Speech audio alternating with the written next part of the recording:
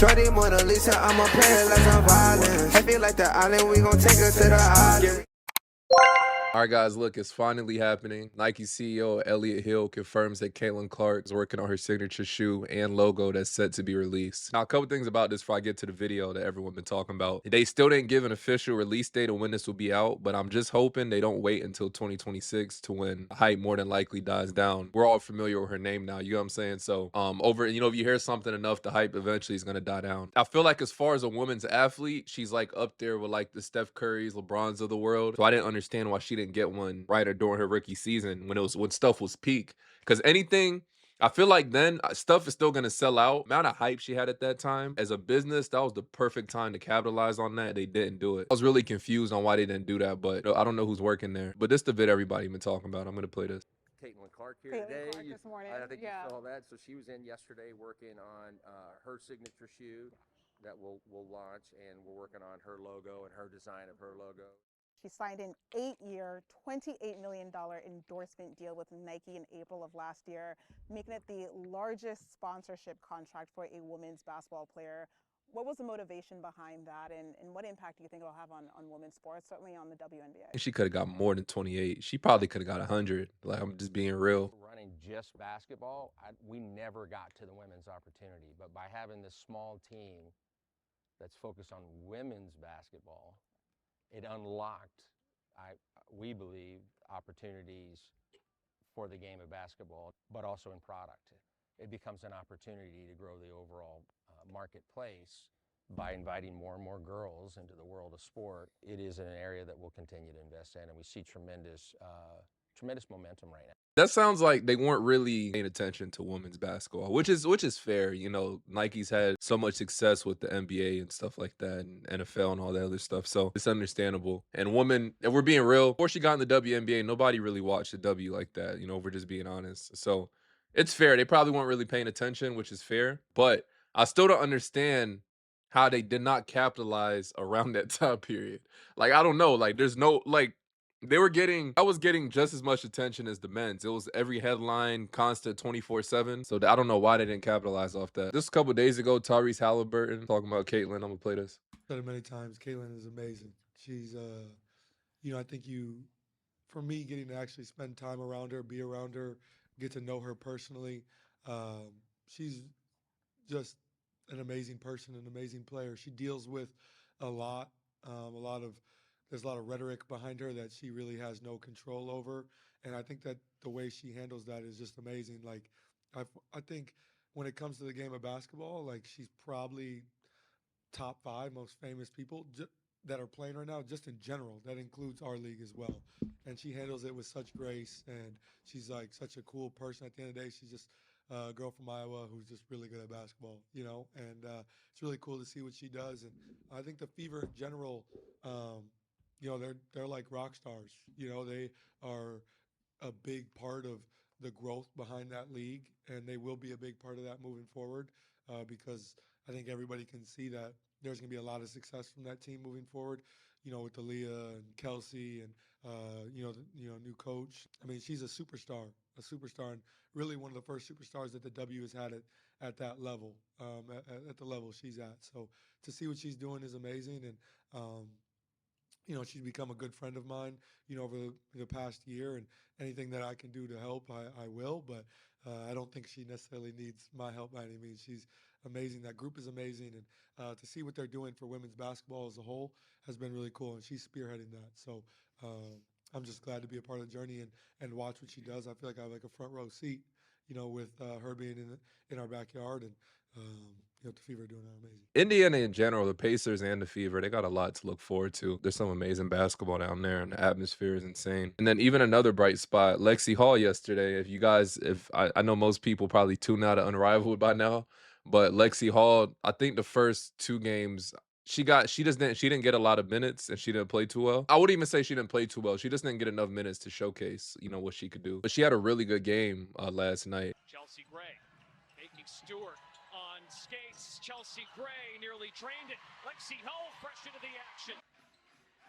Gray working off the back. And if you notice, the Unrivaled thing's exposing some people too. They go crazy. They don't like to lose. People who can't create for themselves. And the lead back to Reed. or pick their spots like Lexie's doing. Chelsea Gray always has her head on a swivel. Hall has a shield, fires, got it. 7 offensive rebounds combined in the half. Hall spins and finishes 3:49. And defensively, Nola Henry is proud of the pride taken by Stevens. Also, just what that does in terms of stressing. Sykes on the attack. Now you see me, now you don't. It's Lexie. You notice too about a lot of the points she got. That's kind of the role she'll play with the Fever, just being in the right spot. You know, when Caitlin, hopefully Kelsey Mitchell, she come back. Aliyah Ballison when they're doing their thing, just her being in the right spot. She plays an important role. So this leaving good for her. And she had 19 in 10 minutes. That's pretty good.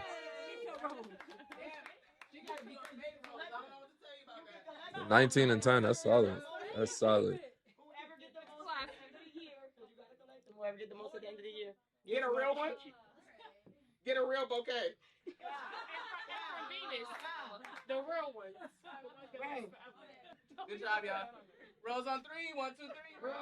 For those players who struggled, first of all, Kate Martin, she been hooping. Valkyrie's next year, she's going to be like one of their key pieces. I think she starts and plays a big role, has a big season next year. Somebody on the Fever side, like I don't think Aliyah Boston should have joined this. I still don't think even Lexie Hall should have joined this either, but like in 10 minutes, she shot 3 for 9, 6 points. Game on the 24th, played 7 minutes. Like, I mean, this is decent, but like it's not, I don't think it's enough reps for her that'll really improve, if you get what I'm saying. Like, I think she's kind of like a waste of time. What do you realistically, I know Lexie Hall had like 19 points in 10 minutes, but if you're playing short minutes, it's 3-on-3, it's a full court like that, you're not getting a lot of touches. Like, look at her, she's shooting 3 shots in comparison to her teammates. They're taking 12, 15, 11 shots.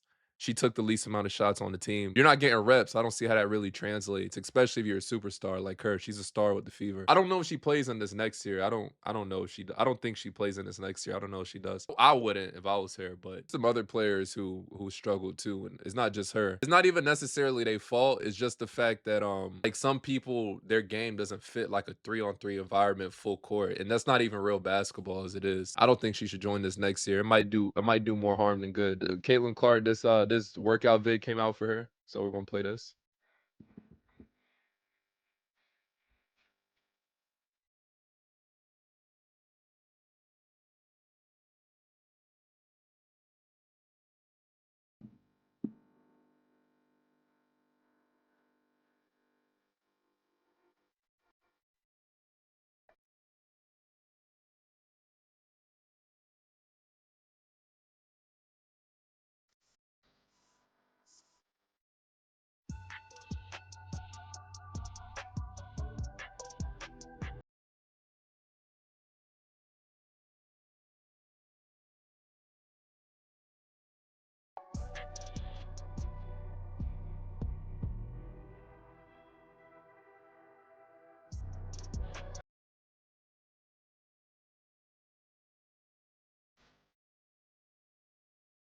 Oh, she turned 23. Didn't they have that B-Day thing? Try to catch up on every little thing I missed, so I'm trying to make sure. Because I told y'all I'd keep y'all posted everything.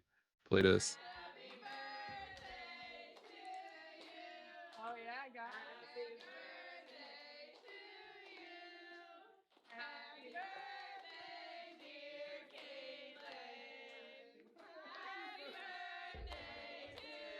Man, they had the whole staff in there.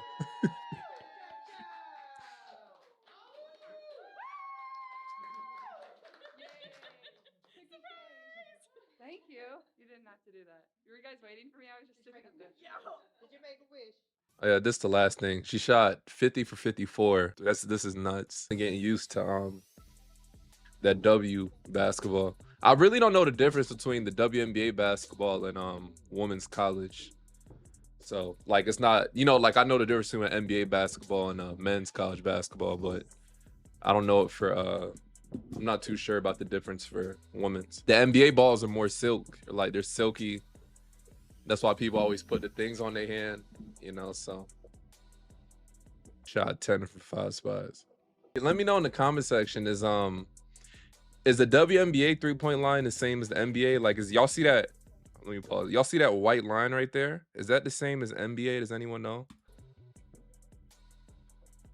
It should be the exact same, I'm guessing.